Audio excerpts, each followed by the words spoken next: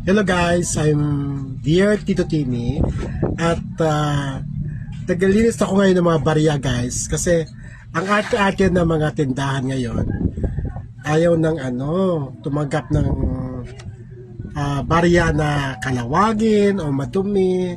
Ang dami ko nang ito pakita ko guys. Ito na lang yung natira. Ito na lang. Sana nakita ba? Yan na lang yung natira sa mga barya ko. Ito na yung nalinis ko, yan ay nalinis ko.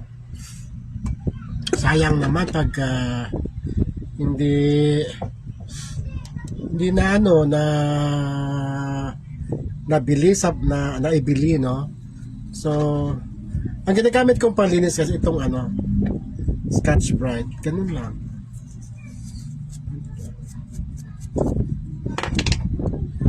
Kailangan ang hirap. Can't zoom. Can't zoom daw. Basta ito, naglilinis ako. Naganon ko siya.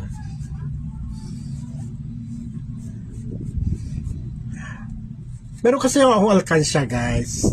Tapos, anong tawag nito? Nilagyan ko ng asin sa kabubuhan ko. Yung asin pala, guys, nakakapag yun? Nakapag stain sa pera.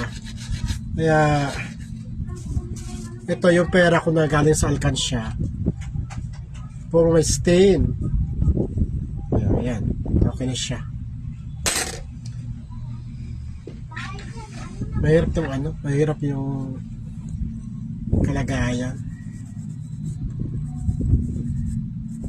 Madali lang naman siya matanggal, guys. Ang dami ko na siguro mga worth 3.5 na yung nalinis ko.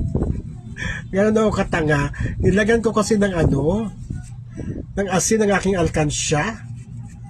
Diyos ko, try nyo lagyan ng asin yung mga barya nyo, guys. Kakalawangin at magkaroon ng parang blue-blue. Parang blue-blue na kulay. Pero madali lang naman linisin. Super dali lang siya. Ang dami na yung nalinis ko, guys. Ayan, linis na naman. Na siya, mga 3.5 na.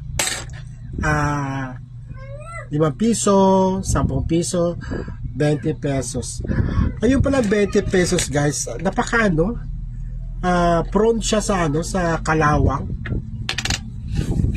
Gaya nito, Wala mo talagang kuskus nito.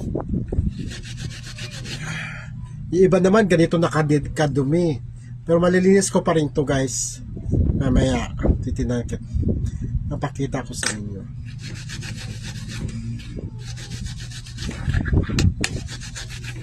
Hindi lang mapakita yung habang nagkukuskus ako kasi hindi ko alam paano gawin ang So ito. Titignan natin kung mayroon ba tong may pag-asa pa ba ito na bumalik sa dati. Actually, hindi to galing sa alkansya ko.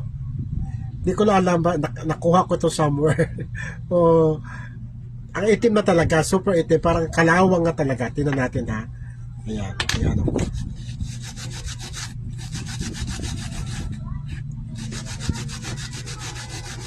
Okay? Kunti na, di ba? Unti-unti na.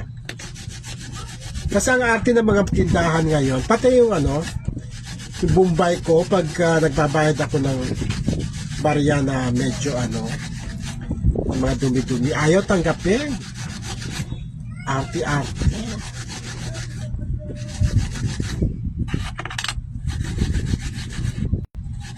Sana mapapalinis ko to.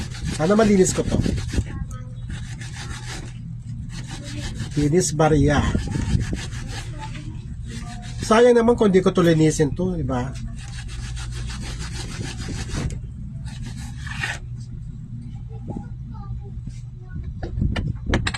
Medyo mahirap, ha.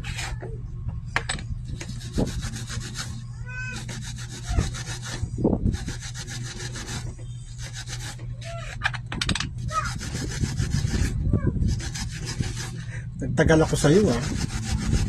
Kasi naman napakaitim mo na kasi. Kalawang na talaga.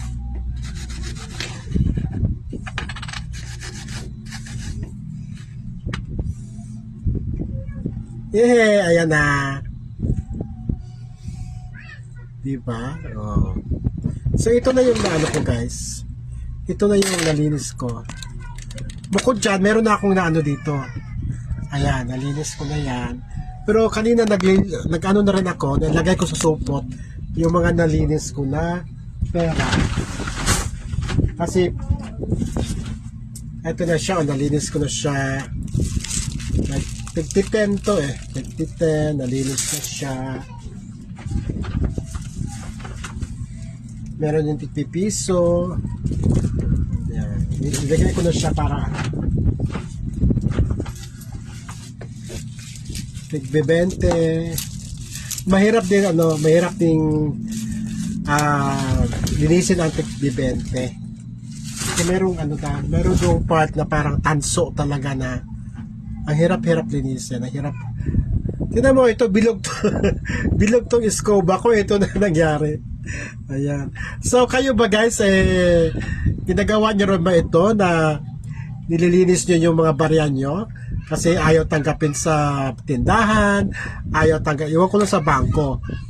Kaya yun, pupunta ako ng bangko bukas at di-deposit ko to para para madagdagan naman yung pera ko sa bangko. Bye-bye!